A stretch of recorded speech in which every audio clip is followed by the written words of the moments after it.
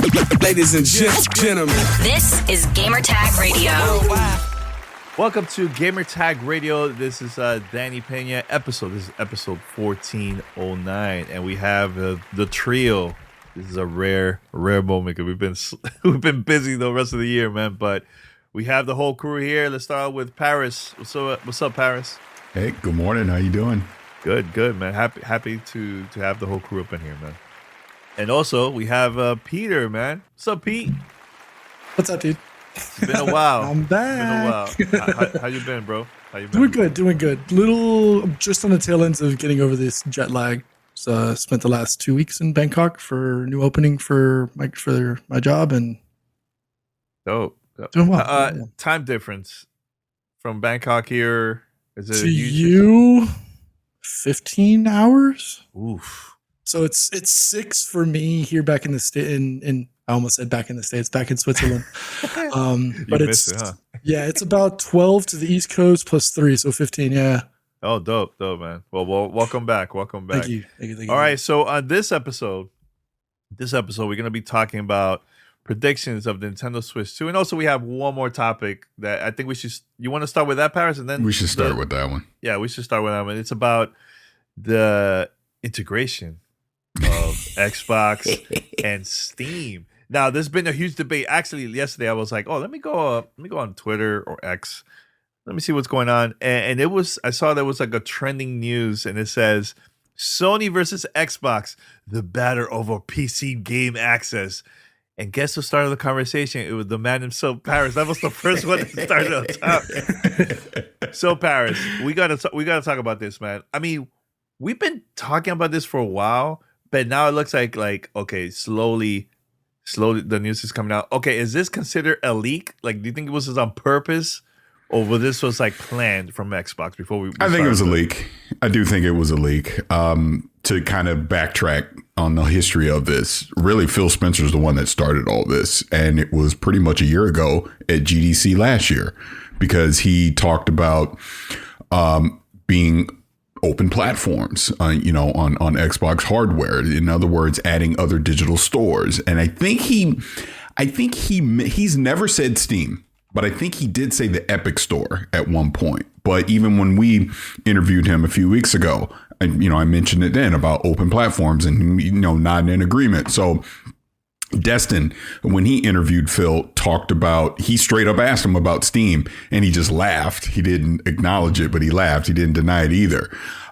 We know Jason Ronald at CES has talked about integrating the best of Xbox into Windows, and they're going to start talking about that more. There was obviously a lot of talk about Play Anywhere at GDC this year, and we know we're going to get more information. The handheld obviously kind of came out. Windows Central talked about that partner handheld coming out this year, and then the true Xbox handheld coming at some point in 2027. All this leads up to this at GDC. The Verge noticed the slide had Steam listed in an updated Xbox UI for PC. And that's what sparked all this speculation that we're seeing now about, oh man, is the next Xbox going to have Steam as a part of it? I'm leaning towards yes, in this sense. And this is why my cheeky little tweet the other day was about, because everyone's freaking out about PlayStation, but we'll get to that. Mm-hmm. I think you will play your Steam and Epic Store games natively through the Xbox UI seamlessly? No, I don't. I think you'll have a desktop mode because it is a PC, and you can flip to that. You essentially can do that today on the Steam Deck. If you load up GOG or Epic, you can go into the desktop mode, install it all, boom, you can launch those games if you want. Now, Steam does allow you to integrate it into their UI. I'm a little skeptical if Xbox will do that, since it will still technically be a console and not a PC, even though we know it is a PC. So we'll see on that part. But do I think you will have the ability to load Steam, load the Epic Store, load GOG, and Ubisoft Connect, any third-party digital store? Do I think you will have that in the next Xbox? I do. How it launches, how it integrates into the UI is still TBD, but I think that functionality is coming. And I'm curious your thoughts, and we can get into the whole PlayStation side of this after that. Yeah, I mean, it's been a while for Pete. Pete, go for it if you have any thoughts about that. Yeah. I'm just curious. For me, I think how do they balance exclusivity while still maintaining that access across platforms? It is gone.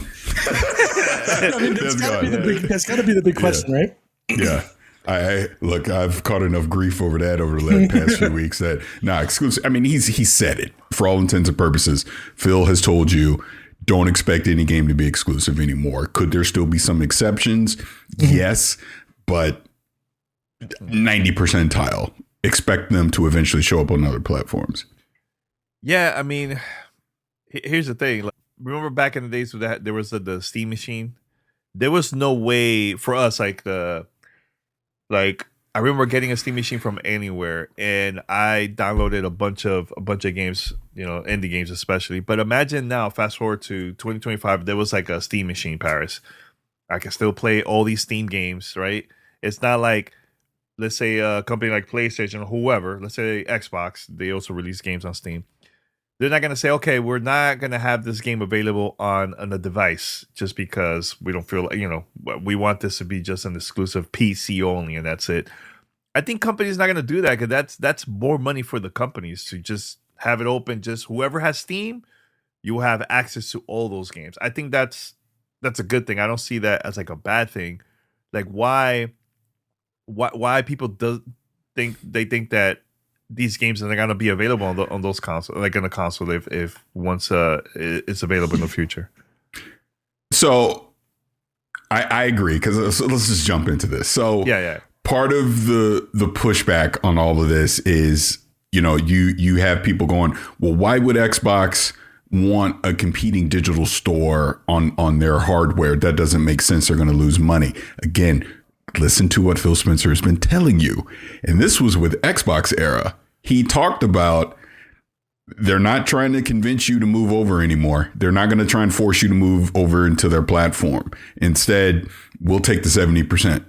So even in this scenario, if you buy an Xbox game on Steam, they're still getting 70%, if not more. Depending, I know Steam is a little different than other platforms, but for all intents and purposes, you're still getting that 70%. You buy an Xbox game on the Epic Store, you're still getting that 70%. What I think they are trying to do is the incentive for the Xbox digital store, Xbox/Windows digital store, is play anywhere. I buy the game there one time. I can play it on my Xbox hardware. I can play it on PC. I can play it on these handhelds. I can stream it on the cloud. Now, can I play it on the PlayStation or Switch? No, you would need to go buy it again on the PlayStation or the Switch. But it's going to open it up to more devices if you buy it for a one-time purchase on buying it on the Windows Store. And you have Game Pass. That is obviously going to be another incentive as well. That if I subscribe to Game Pass versus buying it outright on Steam or Epic or wherever, I obviously get to play the game, and it essentially has play anywhere as well. Basically, any open device, you're going to get Game Pass on it, and obviously Xbox hardware. So I think that's the play moving forward. Whereas, look, we're just trying to get our games in as many places as we can.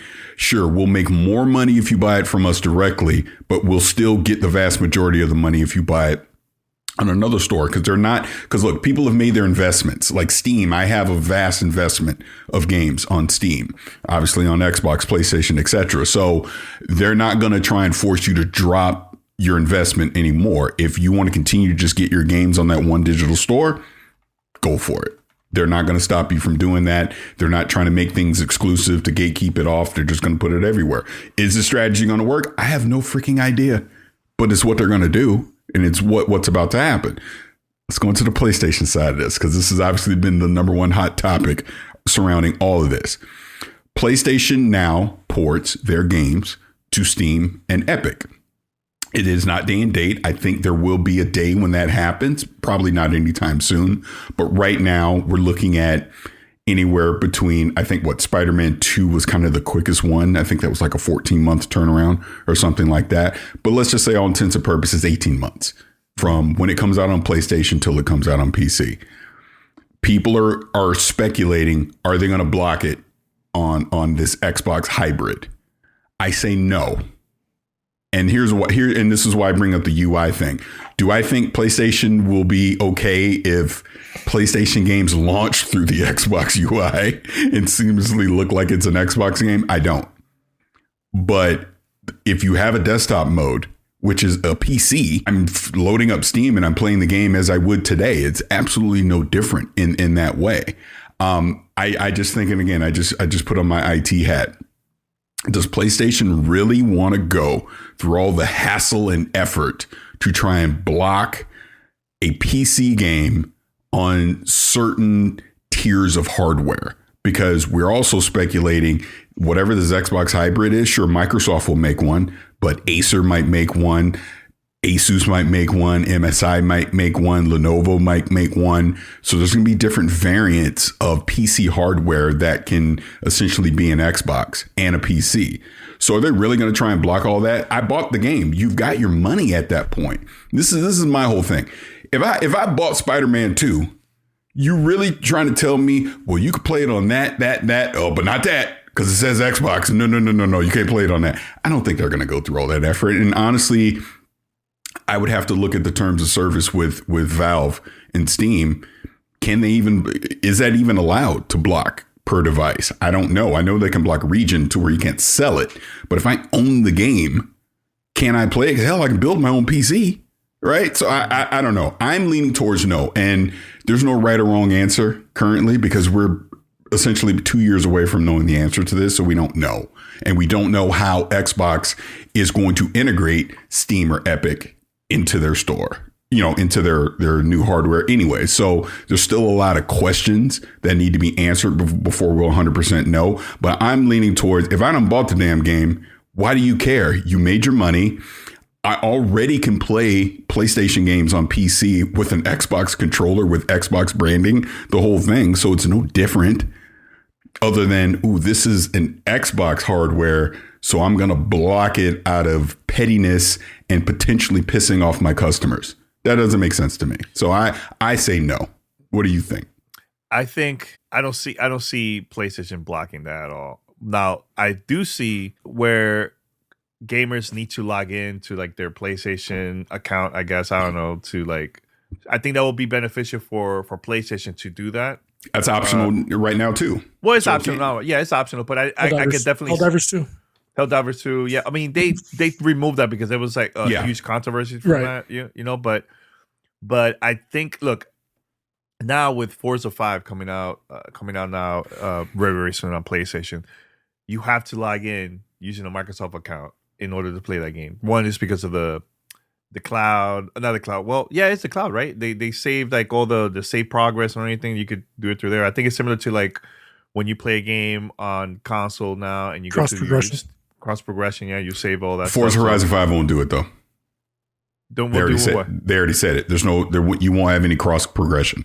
Oh, they won't. Oh, that sucks. Damn, they started doing that on another game. So on Steam. My thought is because it's a legacy game, maybe because I just remember when I got to see Fallout 76 last year, and I was talking to the lead for that, and he was kind of explaining the technical hurdles to be able to get Fallout 76 with cross progression because it was never built that way. So it could essentially be that for PlayStation as well. Whereas the work they would need to do to get it to have cross progression on PC or on PlayStation, I should say, might not be worth the effort. Oh, okay. No. I mean, that makes sense. Sorry, I didn't know that. Sorry, I haven't been really reading the news, watching news or reading the news lately. But no, that's I could definitely see games just coming out on all devices. I don't see PlayStation blocking it. I just don't see it. Because look, we've been having conversation of like the sales numbers now of some of the games that's available now on PlayStation 5. It's been kind of low, like Ratchet and Clank, Returnal, on and on. It's not as high as like previous years, right? So having it on different devices, I think it'll benefit PlayStation. There's more money for the company. I don't see anything wrong with this. They're not gonna say we want this exclusive only on our console and that's it. Or Steam. And that's the whole point. It is no longer exclusive to your console anyways because it's already on PC. So what's the difference?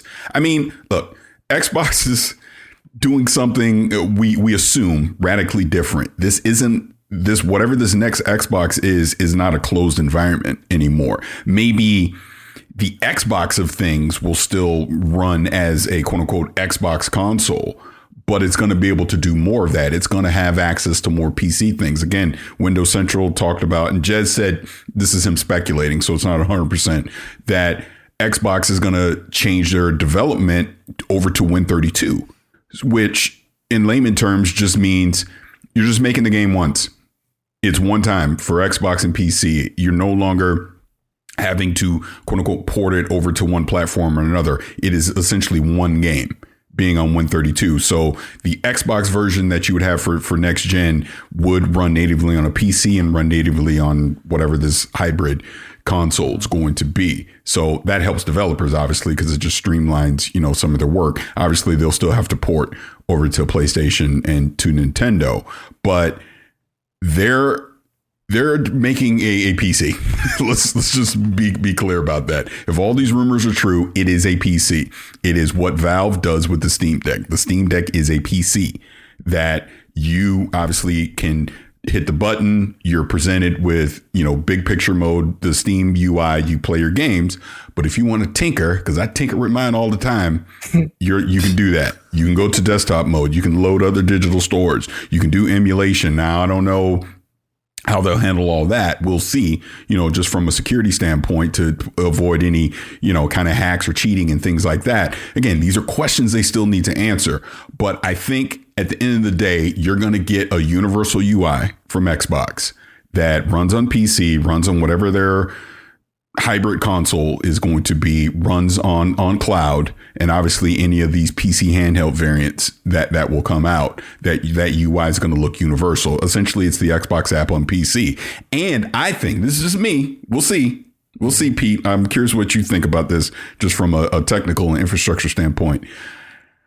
The next Xbox is probably running Windows 12, because Windows 12 should be the OS at that point.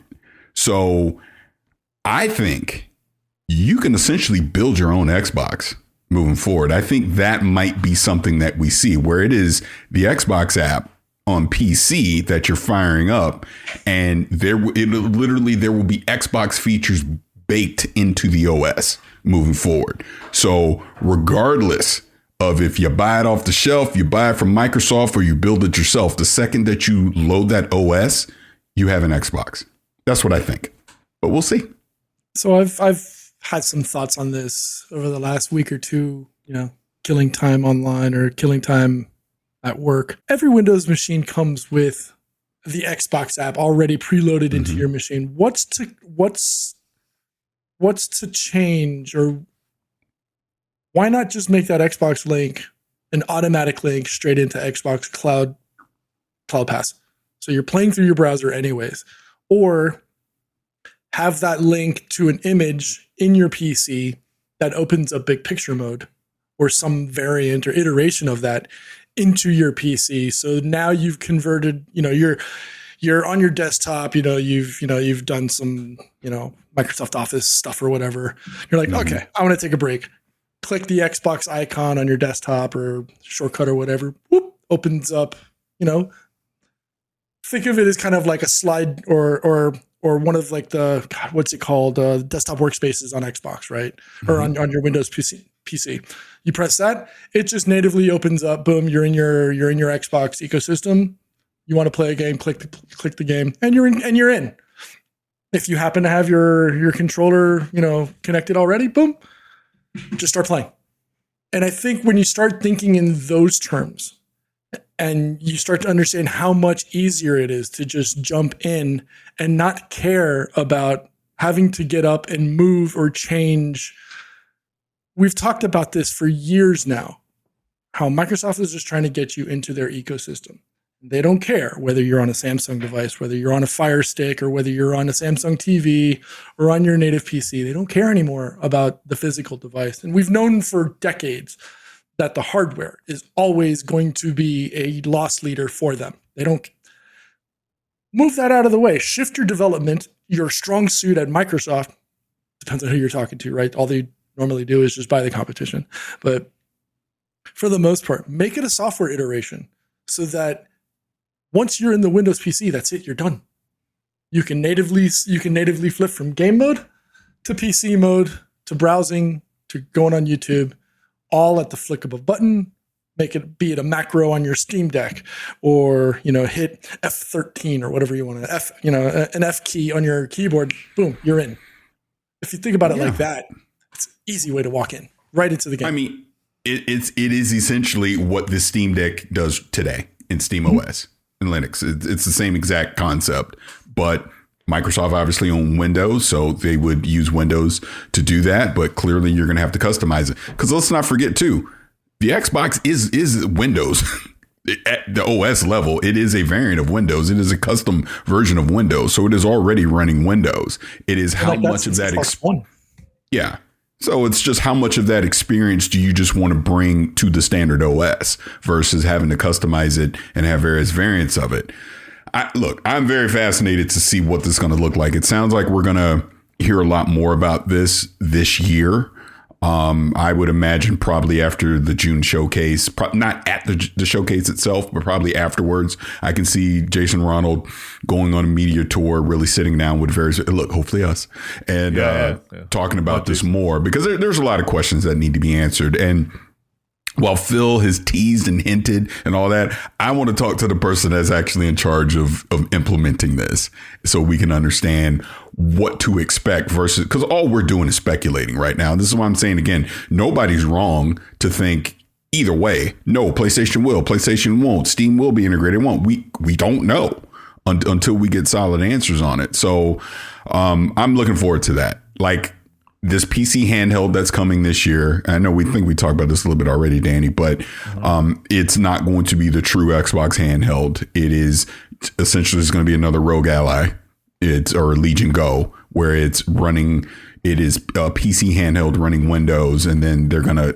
customize UI for the Xbox app on it. But the true handheld is a part of whatever this next gen experience is. Because that, again, Pete and Danny, I'm curious your thoughts on this.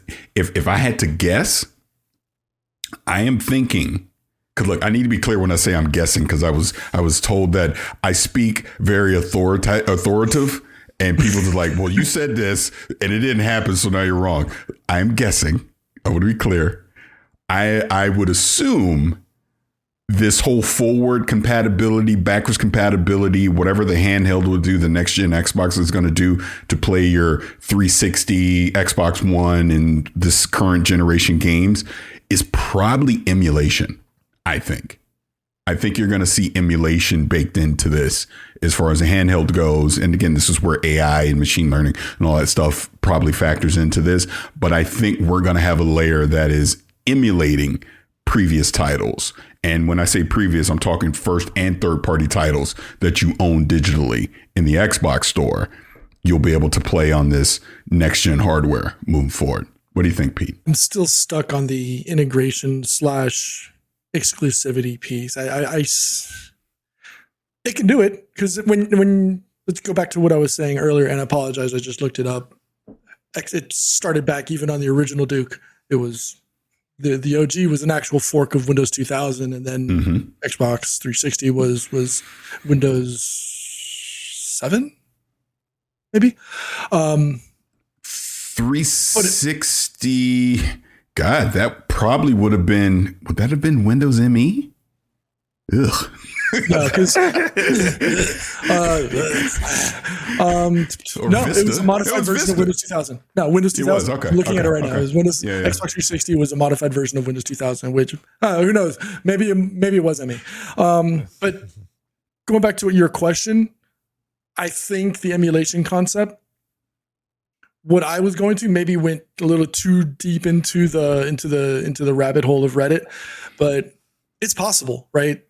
Having that emulation function as a desktop workspace, where, what is it? If you hit Alt Tab right now, or I'm trying to think of the Windows key, the Windows function that does it. No, it's Start. There it is. It's Start Tab, and it opens up a second workspace. It could function just like that. Just click Desktop 2 or whatever, new desktop or game desktop, right? And just boom, you're right in, and it's just emulating, whether, it's just emulating a game system on your device. I think it would be cool if you could emulate, the original Xbox 360. Give me the little slides if I want to go back into that ecosystem to play those games. Go into the new Xbox experience, which is, I think, where I met Danny, right? With the slides, with the blades. Sorry, the blades. The blades, dashboard. Yep. Yeah, the dashboard, the Metro interface. But yeah, I don't see why. I think with the way computers are built now, right, and taking advantage of RTX or AMD, why not be able to throw up a quick emulation system? Again, start tab on your keyboard and you jump right into big picture mode for lack of a better term. I think it'd be really cool.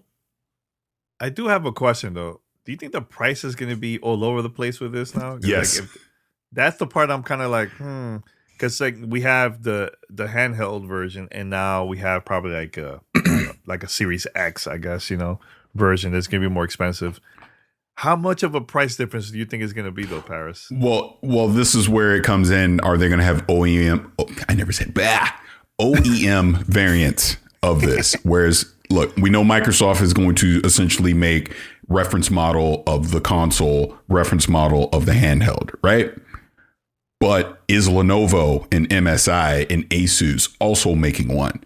I think that's where you'll see the price scale, because I think performance level will be different, where you'll have a entry level one, which might be cheaper, but the performance on it is lower, right? But then you might, hey, I'm just going all out, a freaking 5090 in it or something crazy like that, right? The latest and greatest, and it's going to perform at a high level. Look, again, listen to what Phil has said. He already said it is getting harder for them to subsidize this hardware. I am not expecting even what Microsoft gives us to be cheap. I don't think it's happening anymore. I think they're going to sell it. They're not going to sell it because, this is the other part of the thing. They're in third place. We already know they're in third place. Their hardware sales are lagging behind, and they lose money every time they sell hardware. So that's a problem. I don't think they want to lose money anymore. So I think they're just going to all right, you're already not buying our hardware. Why are we losing money on this? We're going to sell it, either break even or make a small profit on it moving forward. That's what I think. And again, I'm guessing. I could be wrong. clip it and post it online. I don't know, but that's just my guess. Again, going by things that they have said, in the last, 18 to 24 months, I'm thinking like this handheld. I wouldn't hold my breath for it to be under $699. That's just me, though. That's just what I am anticipating as we go in. Hell, the next gen Xbox might just be the damn handheld. It might, who knows? And they let Asus or whatever make this, hybrid PC thing that sits under your television. I don't know. That's why I think you're going to have to wait a couple years to get it, because I think this year is all about let's get this. It's about the software. Let's fix the software. Let's get the UI where we need it to be before we start worrying about the hardware. And then, not to mention, when you think about it from a handheld standpoint, you want, because I know Valve has said this, you're not getting a Steam Deck 2 until they see advancements in some of the hardware, as far as battery performance and, obviously CPU, GPU, all of that. So they can build something that is actually a worthy successor to the current Steam Deck. And I think that is probably part of what Microsoft is going to wait on, that when they do say, hey, this is our handheld, it's going to be better than anything that is currently on the market today. So, but no, I don't think any of it's cheap. I don't. You know what's the big difference too that we're going to get see next gen? All these games date to date on all devices, consoles, everywhere. It's not going to be any more 1 month exclusive on Xbox. No, I think it's over. It's done. We're going to get to see everything everywhere. PlayStation, maybe Nintendo, who knows? I think you're going to start seeing that as soon as next year. I'm convinced Fable will be day and date. Oh yeah, I can see that too. You know what I mean? I think can see that too. I think, look, another little kerfuffle I got into over the past couple of weeks. I think this whole multi-platform exclusivity thing, from Microsoft's standpoint, they have the resources. So they're going to be able to give their studios the time and the resources to develop simultaneously across multiple platforms. So I think what we've seen currently is the studios trying to catch it. Because again, remember, Activision and Bethesda already has experience going multi-platform, right? I think of an internal studio like a Double Fine. They obviously have experience being multi-platform. So I think as they ramp up, you're going to start to see the newer games just be day and date everywhere because they've ripped the Band-Aid off, and that's just what it's going to be. So I don't think you're going to see like these Indiana Jones scenarios where it comes out in December and then it's on PlayStation, a few months later. I think obviously Avowed, it's out to midnight. You're going to still see that. But I think once we get into 2026, those games are everywhere. Day one. 100%. If they can run on Switch 2, they'll run on Switch 2, day 1 too. I 100% agree. Yeah. I agree. Anything else before we go to our Nintendo Switch 2 predictions? Can I say this one last thing? Sure. I think people just need to relax. Seriously. Yeah, it's not that serious as far as arguing over something that's not going to happen tomorrow. We're like 2.5 years away from this hardware actually coming to market, because you got to imagine it's probably holiday 2027 that this stuff actually comes to market. So all the speculation and the rumors, and you see people arguing and quote tweeting and clipping videos and screenshots and all this other silly stuff that you see online is a complete waste of time, because none of us know. Nobody knows. The only people that know work in Redmond. Jez doesn't even know. Jez is getting stuff, and he's getting his inside stuff. And look, I love Jez to death, but he's even admitted like some of the stuff he's talked about is speculation, along with some of the stuff that he's heard at the same time. Do I believe a lot of it? Of course I do. But until they come out and tell you this is what we are doing, you don't know. And the PlayStation one, relax. You ain't gonna know until holiday 2027 if they're blocking any of this stuff. Yeah, so you're arguing just to argue at this point. The level of effort across every component. I mean, you got to think about it. You got to adapt Xbox Live and the service itself to work alongside Steam, if that's what it is going to do. Yeah, you've got to programmatically ensure consistent performance across every platform. If possible, including, handheld devices.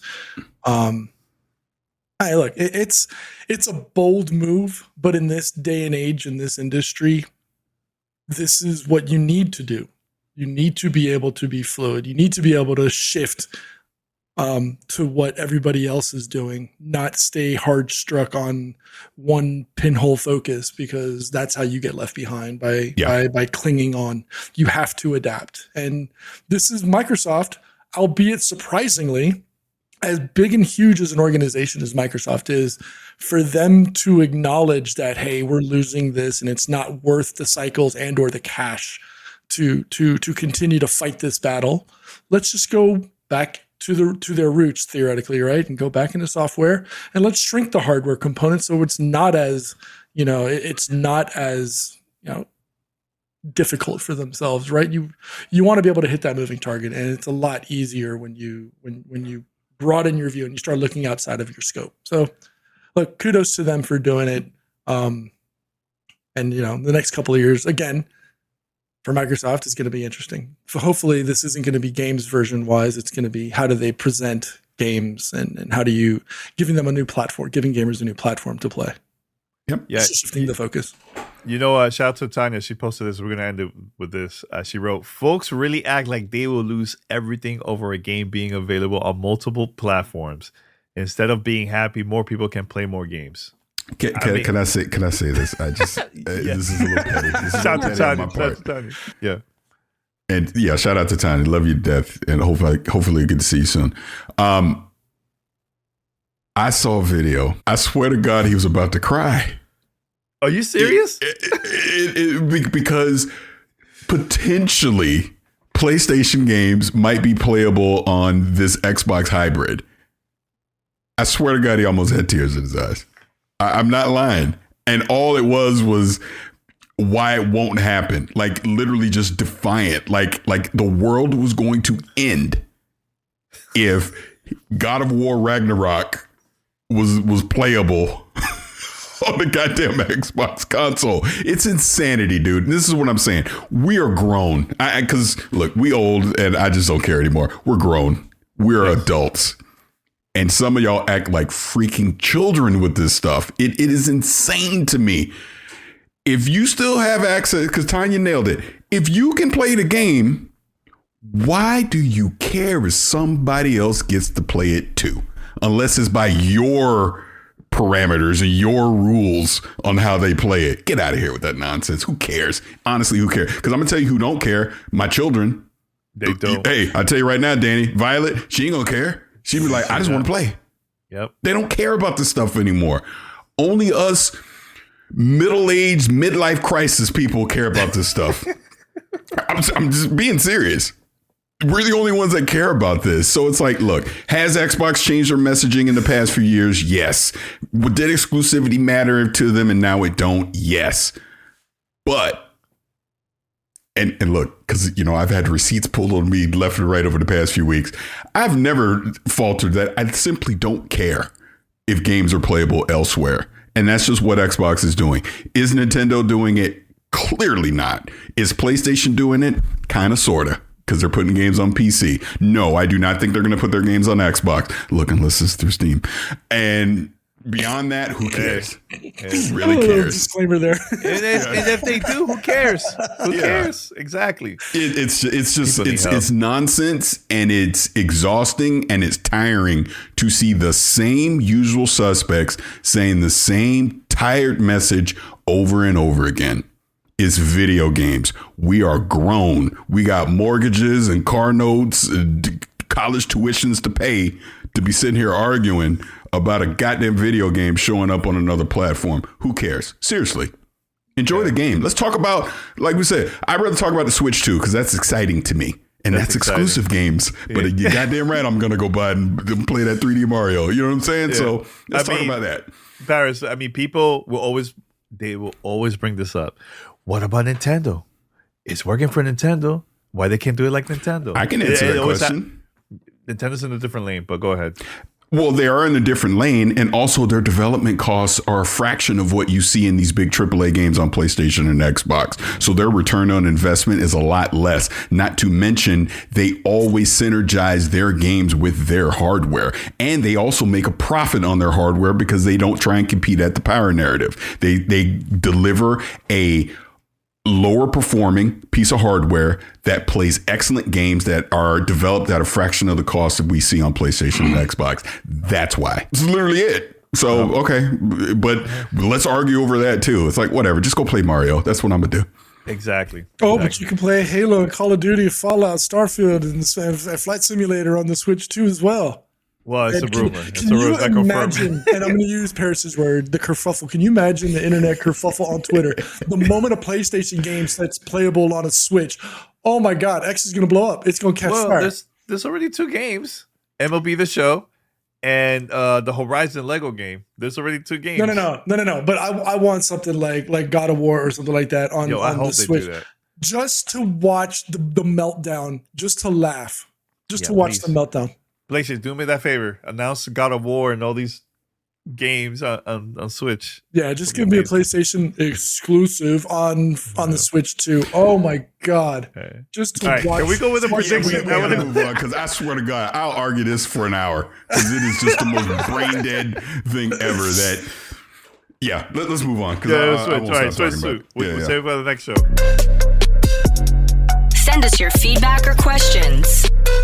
Give us a call at 786-273-7GTR. Email us at fanmail@gamertagradio.com or leave a message on speakpipe.com/gamertagradio. All right, we're going to take a short break from our crazy conversation about Xbox and Steam. I know coming up, we're also going to be talking about Nintendo Switch 2 predictions. That's going to be a fun one.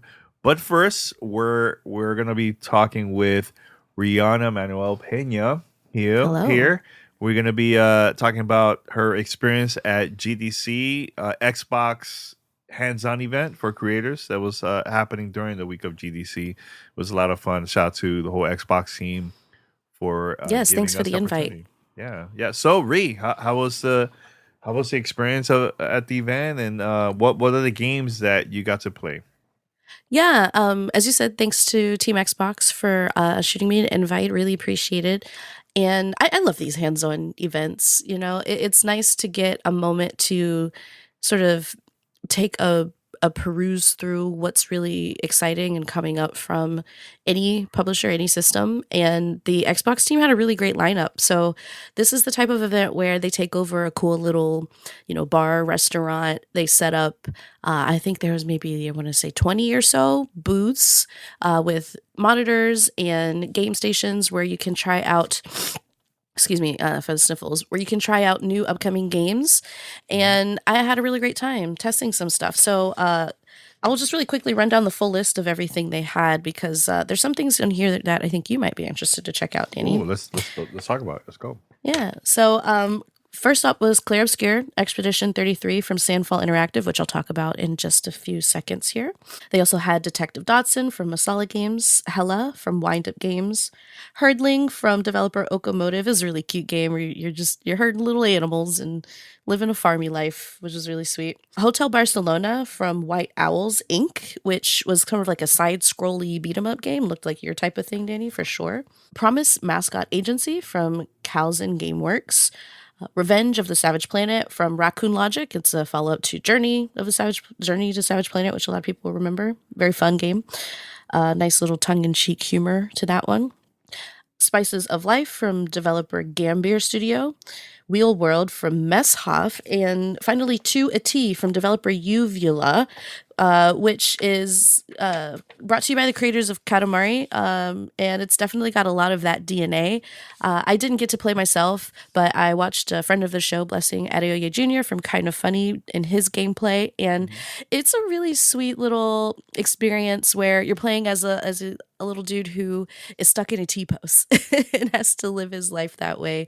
So like one of the very first things you do is you try to figure out how to pet your dog on the head, and you have to literally your arms are stuck out to the side, and you have to like sort of rotate your upper body and lean forward and give little scritchy scratches, it's very sweet. And it's got a lot of fun humor. It has that Katamari feel, but it's also a really poignant commentary on what it's like to live with a disability, and teach some empathy moments. And it seems like a really heartfelt game.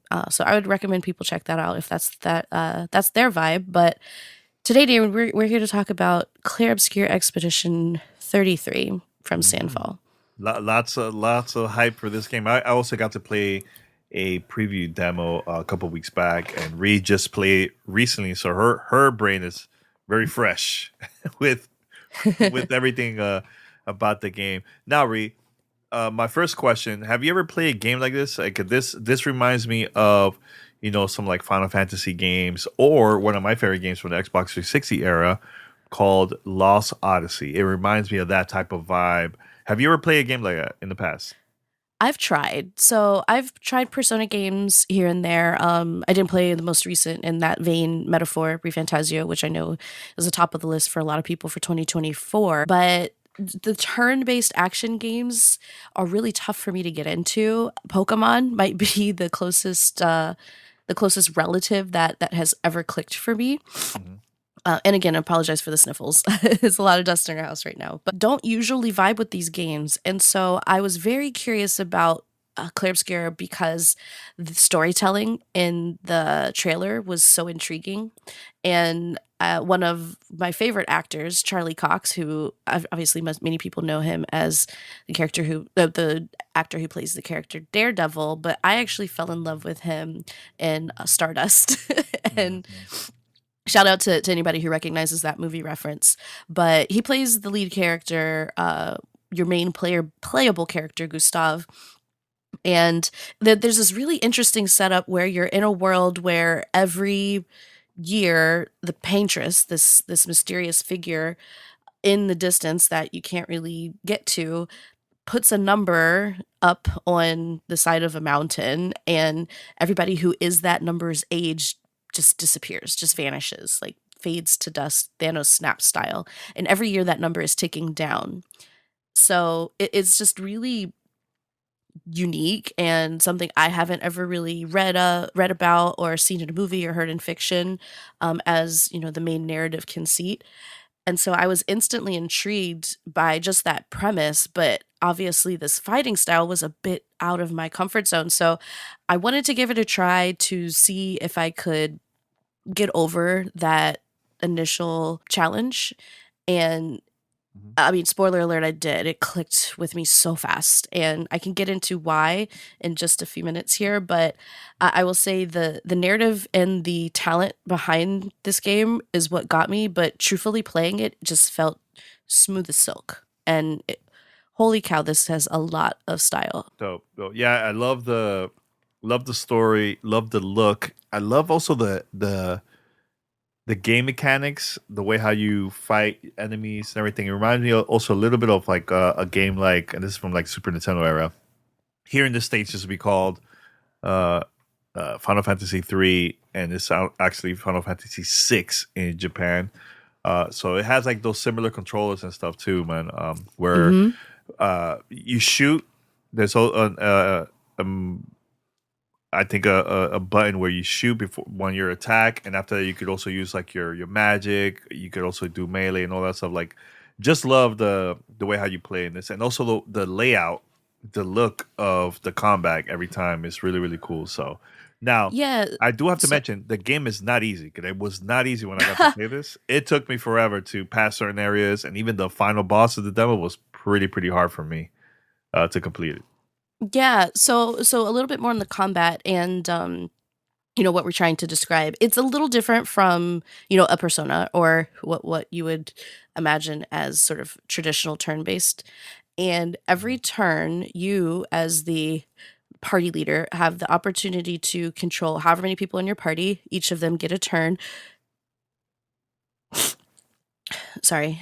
Each of them get a turn, and you will be building up action points or AP as the fight progresses.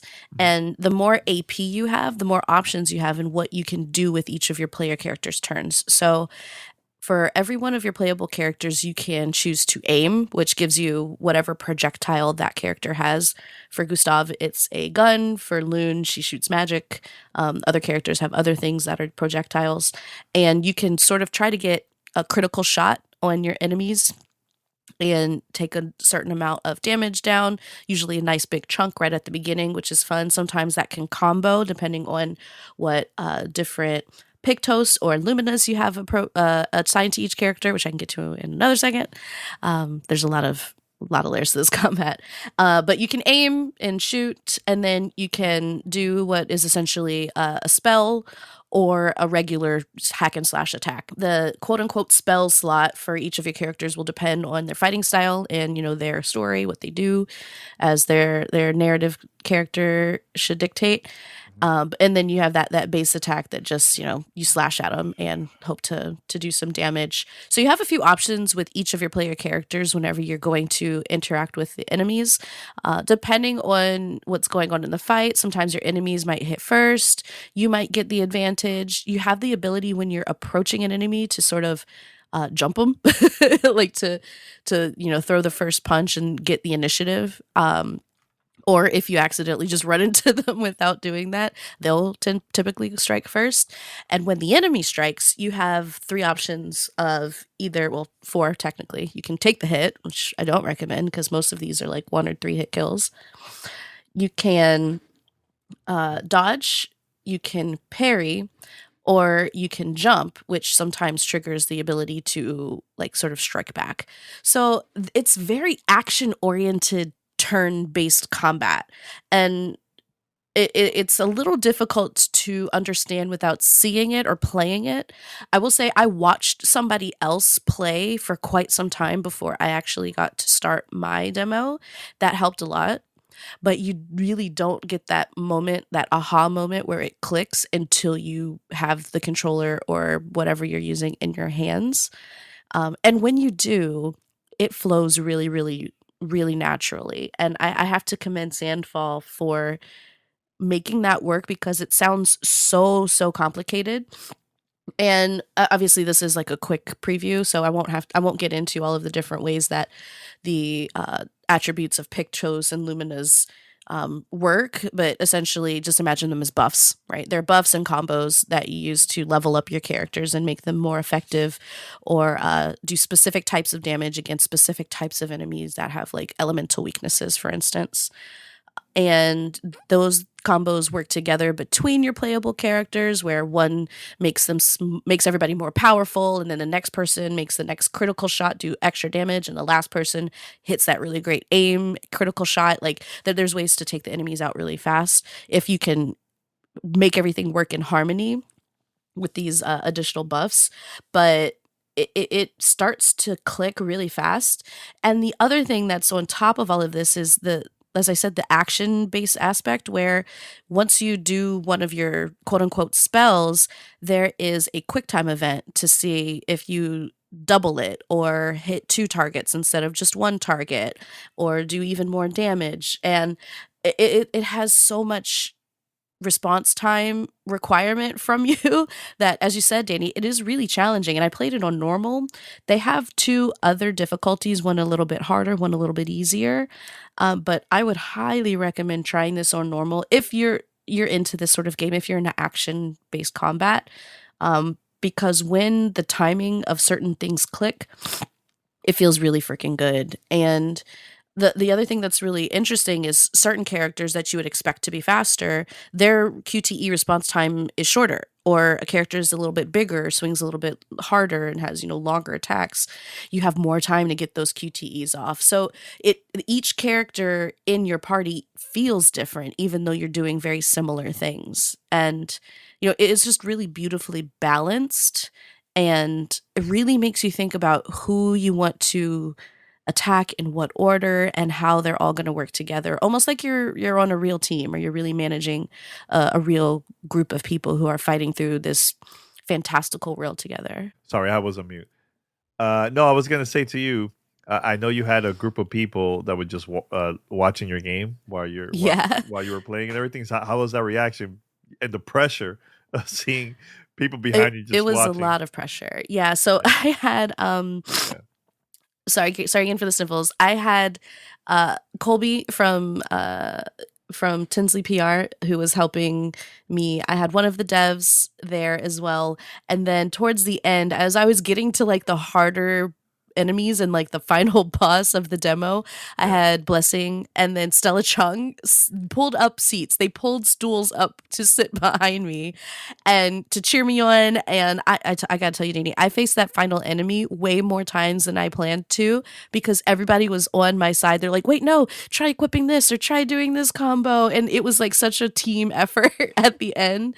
It was a lot of fun, and I got really close. I got its health down to about like, I would say like a fifth left, and it just took me out. It was really, really hard, and you can only, heal your party so many times before you just run out of attack points. But it was a really fun demo, and I gotta say, I cannot wait to play even more, not just because it feels so good to play, but the world is so interesting, and it's so satisfying to traverse this land, right? Like Lumiere, I think, is the name of the place where they come from. Mm-hmm. And if you've seen the trailer or any of the preview footage, there's, of course, places where you're fighting through kind of tight corridors with maybe a few branching paths. There was one environmental puzzle that I found. There was one hidden enemy that somebody else who I was watching play found, but there's not much to go off the beaten path and explore. But when you enter in a new zone, or if you're moving between zones, the camera zooms out and becomes sort of like an overhead view, and you're watching your characters run across this sort of like a little D&D map where your characters are little meeples just running across the world, and that's how you choose the next area you're going to go into. So I made the wonderful decision to go into an area with an unbeatable boss, and tried it 3 times until I was like, oh, this is clearly meant to kick my butt. It was a 1-hit kill every time. And if I was flawless at dodging and parrying, but it wasn't happening. And yeah, there were a lot of really beautiful scenes, even in that overworld, and so many interesting characters that I met along the way. I picked up a third party member by the end of the demo who was really intriguing, and I want to know what her story was and the relationship between her and the other characters. And it just makes me want to get in and play more, just so I can learn more about this world and just see this beautiful environment that the Sandfall has created, because it is absolutely gorgeous game. Good. So yeah, I'm excited to play the full version of this. I really had a great time playing the demo.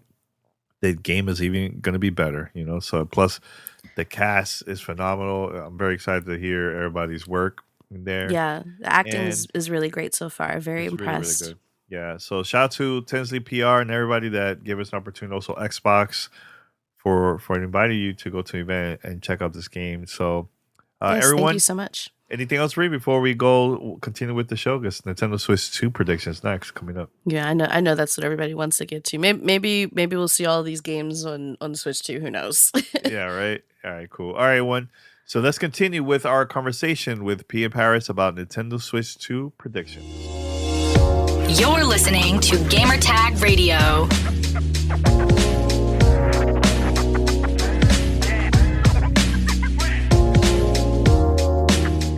Nintendo Switch 2 predictions. Look, Nintendo Direct is happening in 10 days or so. And I'm excited to talk about this because, look, there's a lot of rumors of games that might be launching and all this stuff, right? I want us to talk about the following. Price, some of the games, launch the games that we think might be coming out. It could be also launch window, whatever you guys want. And also release date. I have a theory. And I know you guys have different theories. And I mentioned this briefly to Parris the other day. I think mid or the end of June, and the reason is the fiscal year starts on July 1st. So end the fiscal year strong and start the fiscal year strong. Me personally, that's what I think. Or people are saying this is going to happen. I don't know if this is true or not. Nintendo's going to announce the date right away, the same day that after the Nintendo Direct. They might say in a couple of days after it will be available in stores, similar to what Apple's been doing for the past couple of years. I don't see that. I can see that going to be in June, in my opinion. So let's go with release date. Let's go with Parris because Parris gave me this look. Let's go with because why don't you add in what I said to that you came up with that theory about the fiscal year June. What did I say? Huh? I don't remember what you said. Yes, you do. No, I said I gotta remember. I don't remember. Bro, there's a lot of things I don't remember, but go ahead. No. Being serious. No, part. We were talking about this the other day, but if you've noticed, and I picked up on this during the Future Game Show that just happened, the showcase. You're seeing some third party. There was one particular game specifically that said they were coming out on June 26th on Switches. Not just Nintendo Switch, and obviously implicating the Switch 2. And I've seen other third-party games talk about they're coming out on June 26th. I don't even know what day of the week that is, but that made me think, okay, Switch 2 is probably into June. I highly doubt on a Thursday. That's what I said. I don't know the day of the week. Let me say what I'm saying. I literally said I don't know the day of the week. But part of I'm agreeing. It's amazing I'm agreeing with you and you still got to say that. Anyway, I highly doubt they're going to try and launch this thing during Summer Game Fest because that would just be chaos. So I don't see it happening early June. So it would be mid to late June. I'm thinking this comes out. I also think when they reveal it, what was it? April? Is it April 2nd? 3rd? April 2nd. April 2nd. When they do the Direct, I do think they announce the release date for it. Because I think that'll create excitement. You obviously want to start the pre-order campaign. That way they can lock it in and know how many of these things they need to deliver. And doing it because then you'll have 2.5, almost 3 months to be able to. I'm sure they got them sitting in warehouses already, but any more they need to make, because you got to think the demand for this thing is going to be outrageous at launch.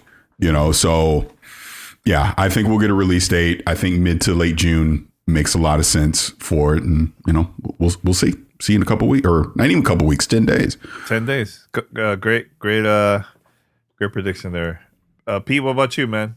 When do you think release date for the Switch 2? It's anywhere between May and June, I'm thinking. Because April's going to be April 2nd, just, less than 2 weeks away. They make the announcement on the Direct. Creates enough fervor that, shops you're going to have people lining up. And the bigger problem, you're going to have scalpers ripping these things off of online stores. Hopefully we figured out some way to block those.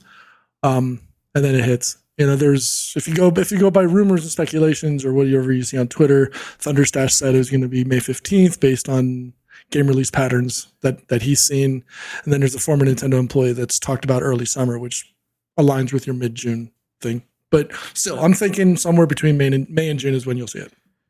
Yeah, John Wicky, shout out to him in the chat, said, why not release a date in May? I mean, hey, we never know. It might happen. You announce it you announce the price and or the thing, which is something I did want to talk about. What's going to be the expected price, but you announce it at April 2nd, the Direct. Boom, the hype hits for 30 days, and then you just boom. Here's your day and date. Prep your credit cards. Yeah, I mean, Nintendo's again doing their own thing. They could release it in May if they really want to. Like, it's up to them. But who knows? Who knows what they're planning to do? I know there's gonna be events starting April 3rd, like to public event, all the way to like June. I'm trying to remember when those events end, because then you want to do them after June. Hold on, I'm looking here. Nintendo Switch Switch 2 Experience event taking place in major cities throughout the US and other countries starts on April 4th and runs through May 11th. So why not? Oh wait, and it apparently resumes in Korea on May 31st. So why not drop it right in between that May 11th and May 31st? So that does kind of make sense. So why did the Koreans get screwed? Hey, you're telling me, bro. You're talking to one. That is true. So here's the thing. I know in the past there's been events that happen, like hands-on events for the public, even after the release of the console. So like that doesn't mean anything. Honestly, it could still happen in June. But I get it. I get it. I'm sticking to June. I'm sticking with June. Peace, May. I'm gonna say May. I'm gonna say May. Let the Koreans get some hands on before they have to buy it too. Come on now. Korean guy. I'm gonna go in a different direction. He is not happy. He's like, well, we gotta wait. All the way to May. I'm mad. Yeah. All right. So my second question, price. Now, my theory. Why don't you let us answer it first? Why you always got to go first? All right. Because he wants to take the hype. Go ahead, complain. Because he does. I know he does. You know what you remind me of? You remind me of those complainers, like, why exclusive on this? Why I don't go first? Well, when I mentioned price, I saw Parris had a little look on his face. So I am curious. Yeah. All right, go ahead. Are we looking at wait, let him talk. Price? I want Pete to go. I just didn't want you to go. I ain't been here in a couple months. Yeah. Right? So let me actually. All right, go ahead. Go ahead, Pete. Knowing that there's an increase in component price, right? New chip, etc., is probably double the price of the old Switch chip. Do we think that there's going to be an increase in overall cost, or do you think that's something that Nintendo is going to just absorb, knowing that they're going to sell so many pieces that it's, that they could sell it essentially? We'll use the Microsoft, we'll use the Xbox / PlayStation concept where they play it at a loss, or we're looking at $500 for a Nintendo Switch 2. You know damn well Nintendo is not eating no cost where they were like they buying it. They're buying it. People are gonna buy it. It doesn't matter. 300. So you were thinking 400, 500, somewhere between that $399, $499 price range is the right thing. $399, I think $399 for me. I don't see more than that. I don't see lower than that. I know some people are saying $349. Look, that's the old Nintendo. That's not gonna happen anymore. I think it's gonna be $399 because you know what it is. Nintendo says $399. People are still gonna pre-order that device, no matter what. $499. People are gonna pre-order, and it's gonna be sold out for like 6 months. But that's too high. That's way too high for Nintendo. I can see them $399 is like the sweet spot. It's not too cheap. It's not too expensive. It's there, and they don't care about Xbox or PlayStation because it's always been like that. They don't care about their price of the console. So, Parris, you agree or no? $399.99. That's what I think. Now, am I tripping, or was it originally $299 when it launched? You know, was it $299? I think it was. Anyways, point is to what Pete was saying. Yeah, it's going to be more advanced hardware in it. I don't think you want it because, like, I've seen some people like argue, "Oh, it's going to be $499." I don't think at that point you're competing with a PlayStation 5 and an Xbox. I don't think from a price standpoint they want to do that. I do think because again, it's a device that a lot of people are going to buy multiple Switches. Like I already know in this house, I walk in this house with a Switch too. They're gonna be looking at me with the side eye, going, "Well, where mine at?" You know what I mean? So you're gonna have families wanting to get multiple Switches. So I think they do want to keep it as affordable as they possibly can, because like I said, this thing is gonna it's ridiculous, and I'm sure we'll get to what we think the games are gonna be, but I mean, it's gonna be a day one. Like it's gonna be hard to get a Switch at launch, I think. Because that's how much the demand's going to be. Now, I do think we might have like get Nintendo Switch Online for a month for free or something like that, like packed in part of the bundle. Is it possible of a game also being part of the bundle? I don't see it because Nintendo haven't been doing that in a long time. They might release like, let's say Mario Kart the same day, but it's not going to be bundled as part of the $399 package. Maybe it's like a separate thing. No, do you see that, Parris? My stupid camera. Yeah, you should definitely pay $399 to fix your camera. But go ahead. There, it's fixed. Leave me alone. Damn, son. It's friggin' blurry again. I kind of forget the question. No, you were saying, yeah, I mean, I could see a free pack-in thing. Or like you said, maybe give like 3 months of Nintendo Online for free or something. You know what I mean? That way people can just play the games that are a part of that or something. So it wouldn't surprise me. I'll also say, and this is always the scummy practice of these retailers, you already know GameStop, and the rest are going to have switched to bundles where they're going to make you buy accessories and stuff that you don't want as a part of it, and people are going to buy it just because they want to get the device. So even though it'll retail probably at $399.99, you're gonna see a lot of bundles probably as expensive as $500 to get this thing at launch. All right, so it launched in 2017 at $299. The OLED released at $349. So $150 jump from original to the OLED. Texas in the chat just said $450. So what? Ooh, too much. It's There's a another psychological $150 thing. jump. That's why I said $399.99. I think once you see that $4, now it's too expensive. It's a consumer psychological thing. There's been studies about this. Oh wait. Oh wow, Parris, very very fancy. No, it's true. He's right though. He's right. Hey, I give you props. I say you're right. I give you props. You still need to fix that camera. I know. Dude, It's all good. like I gotta get a freaking whatever because it's the light is bouncing off this. But I don't know why it's gotten so bad more recently. It was not this bad. I don't know. You know why? You're being mean to me. No, And the camera's like, why are you being mean to Danny? It's doing it on purpose. It doesn't do it on kind of funny. I know, No, right? Actually, it does. It does. It does? Yeah. It kind of funny. It's like very professional. You know, here's like now games for launch. Day one or launch window? Which one you want to start? Day one? Up to you. Let's go with day one. All right. Because I'm going to get people pissed. Let's start with Xbox. Guys, Xbox. Look, I think I know there's been rumors about some Xbox games and so on. I could definitely see like a flight sim. I could definitely see that being available for the Switch 2.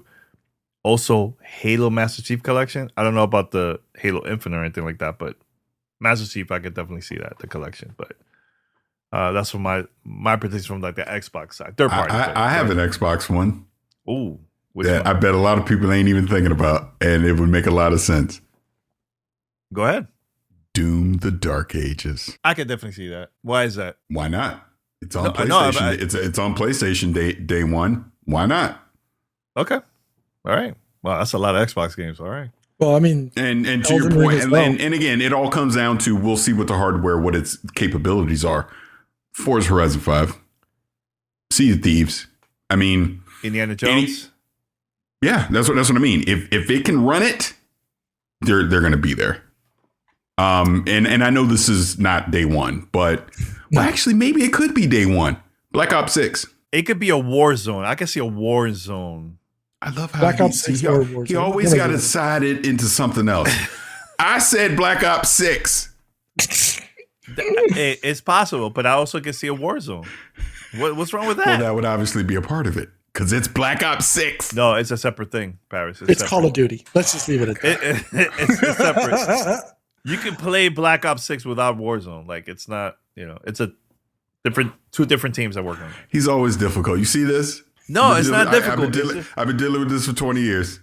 20 years. 20 years. I should look for that picture that I sent to Parris. So the other show ones, the other ones I was thinking outside of that, Elden Ring. Mm-hmm. Elden Ring, yeah, I could Mm-hmm. I can see that. Tekken 8. I just think Tekken 8 because of it's Namco Bandai and because they've got a close relationship with Nintendo. So why not? Mm-hmm. And then there's a couple of others. Final Fantasy VII Remake. AC Shadows? I think Mirage was confirmed. Not, I shouldn't say confirmed, but it was heavily rumored that Mirage is their day one. So to your point, I do think there's an Assassin's Creed their day one. Yeah, Shadows makes sense though.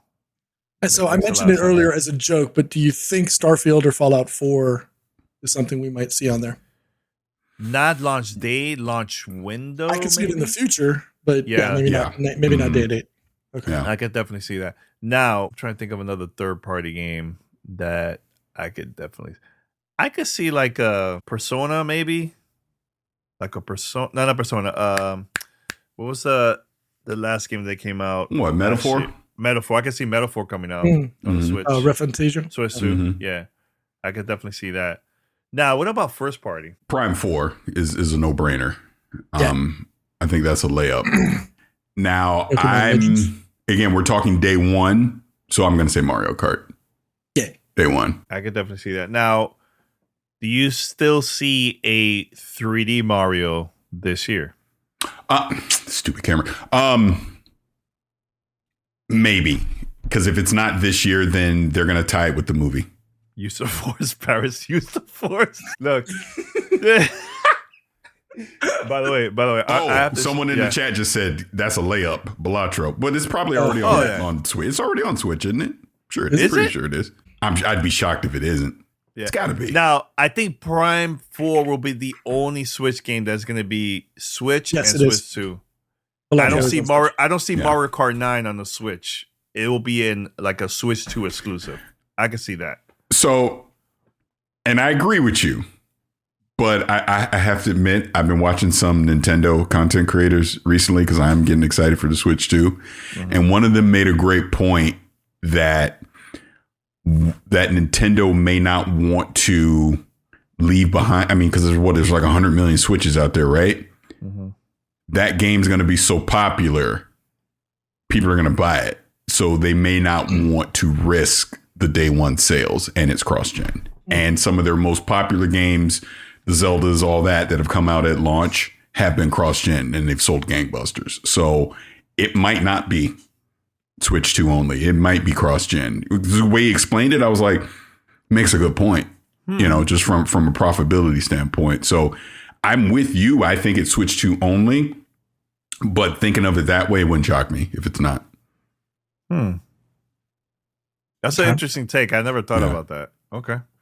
By the way, I'm going to show you a picture. Once they announce Xbox games day one on Nintendo Switch 2. This is an exclusive, by the way, guys. This is what you guys going to see. Paris know what I'm about to show. You're going to see this happy Happy face right here. This person is extremely happy. That's what you're gonna see. Hey, he was eating good too, wasn't he? Yeah. I was focused. Parris was very happy. It's like, when everyone plays, we all win. Yeah. That's Parris. It's all good. Yeah, that's funny.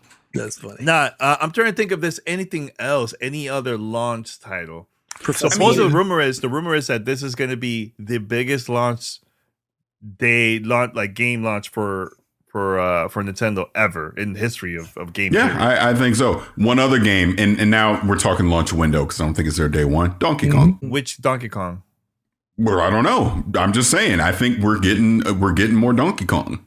That's just me speculating because they redesigned the character. They somebody in the chat updated said X2. Yeah, from Mark like from the movie, Donkey right? Kong. Yeah, DK Country. Mhm. So I said earlier, Professor Layton and the New World of Steam, Pokemon Legends. I just don't know if I think their launch window. I don't think their launch date. Launch window makes sense. And then there's another one, Roofy and the Riverside, because it's supposed to be scheduled for June 26th, and if it does, then it's potential launch if it hits in that mid-June timeframe. Oh, what about I could see a Monster Hunter Wild game. Yeah, I could definitely see that as like a port for the Switch too. Mm. I can see it. Yeah, I know. I Split Fiction for sure is coming on the Switch too. Yeah. But I was going to say from a third party standpoint, expect a lot of ports coming. It just makes sense. If this thing is powerful, because I think the assumption is from a power standpoint, this is essentially like a PS4, maybe even a PS4 Pro.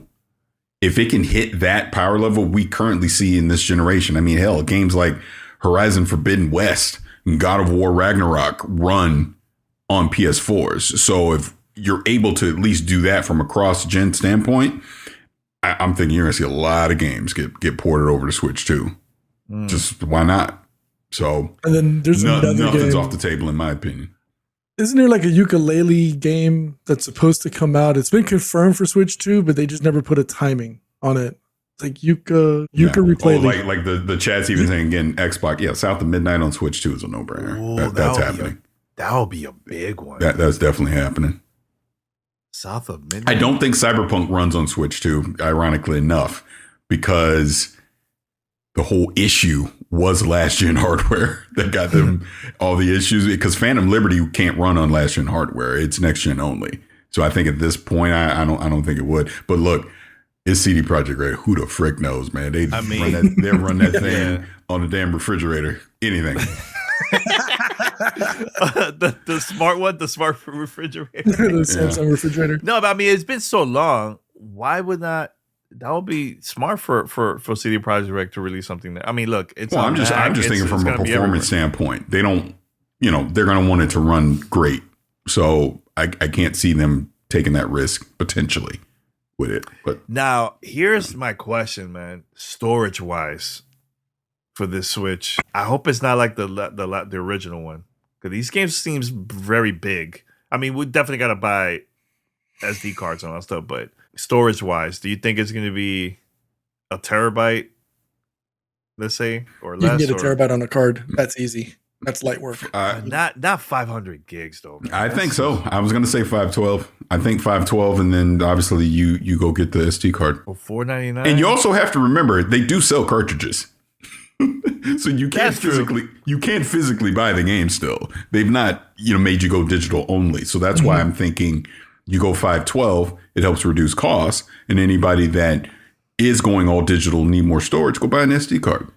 I mean, there's some cases where you buy the physical, and let's say there's like multiple games, or just say whatever, like a bundle in that cartridge.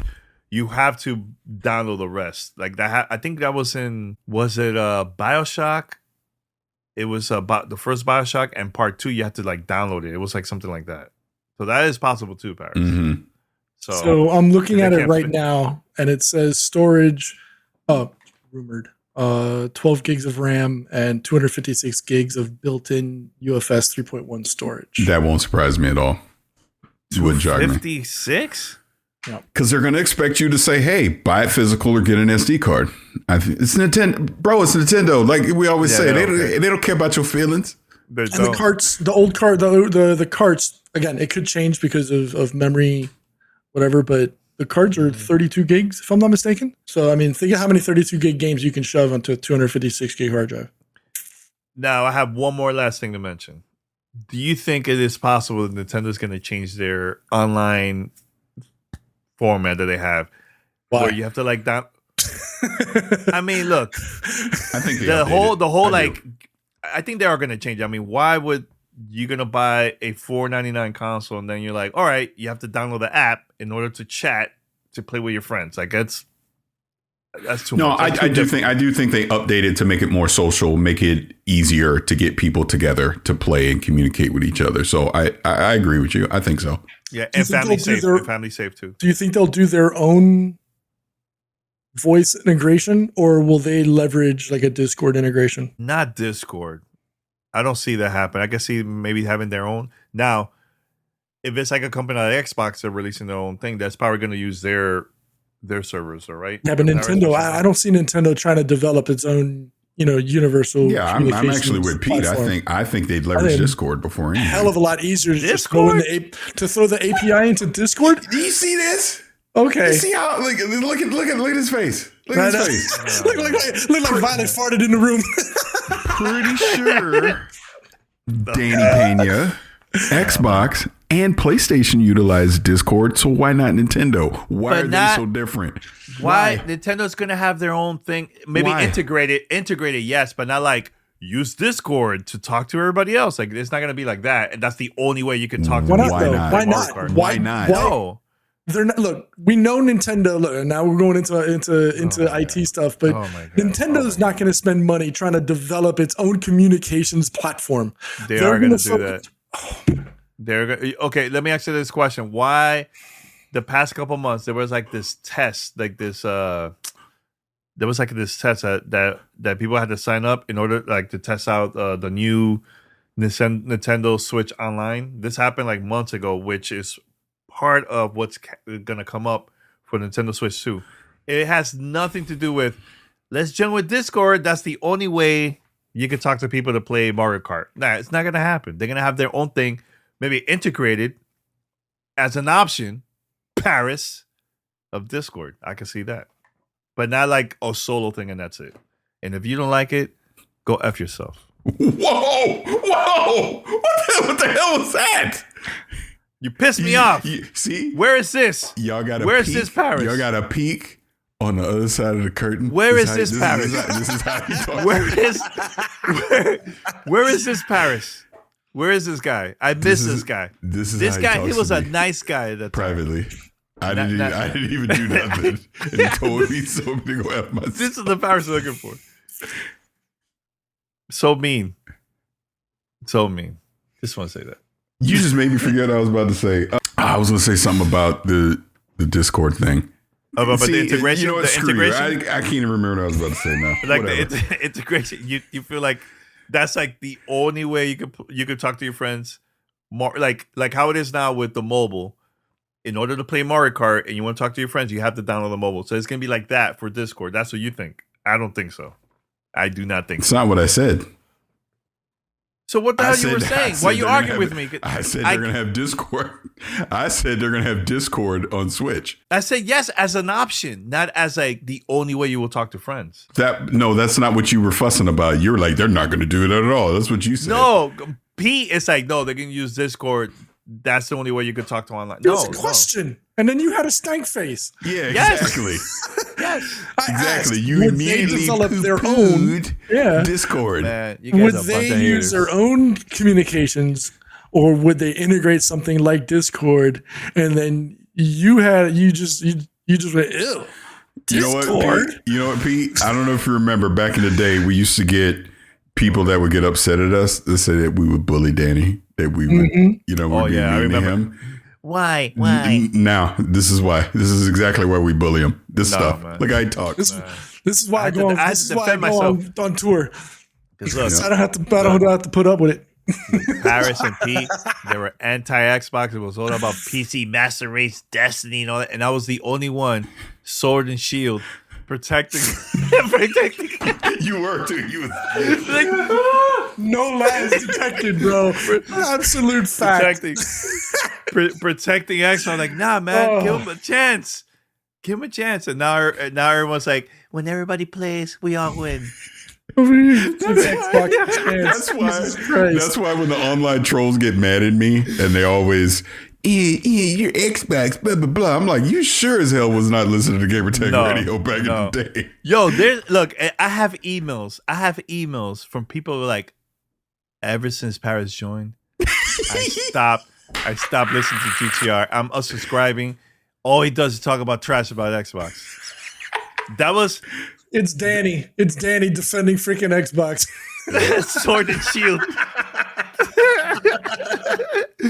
No, but for real, on the real, like, yo, there was a time, Parris was like the anti, like that people thought that Parris was like anti-Xbox at that time. We're like, no, it's an opinion. He's not feeling Xbox One. Me and that's why we were the Wonder Twins. Yes. Yeah.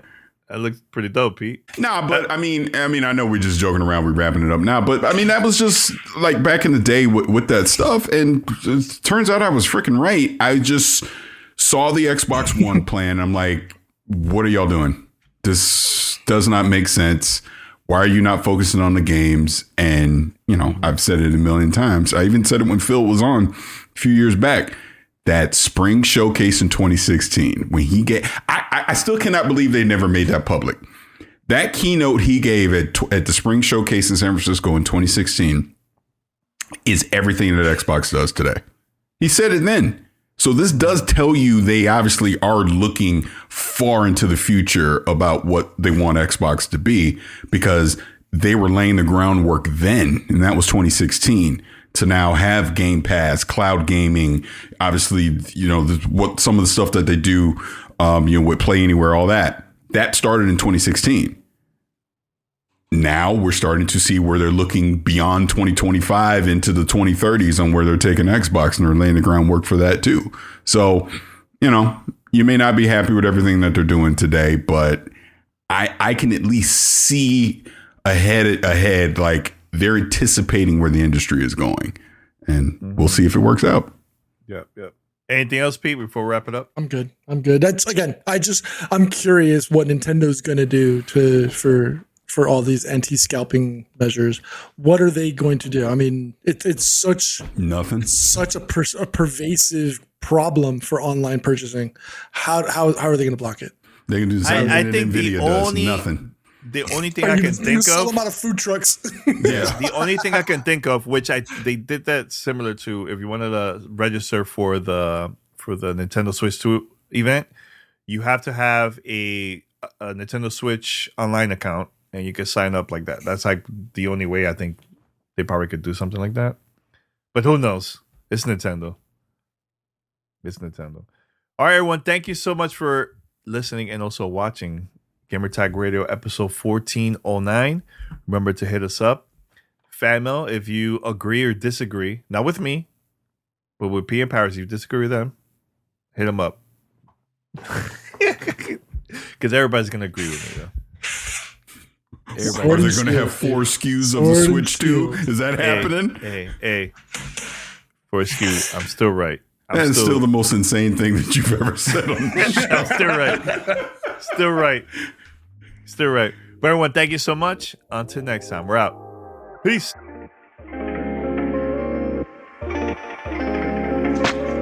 Thanks for listening to Gamertag Radio. Be sure to like us on Facebook and follow us on Twitter.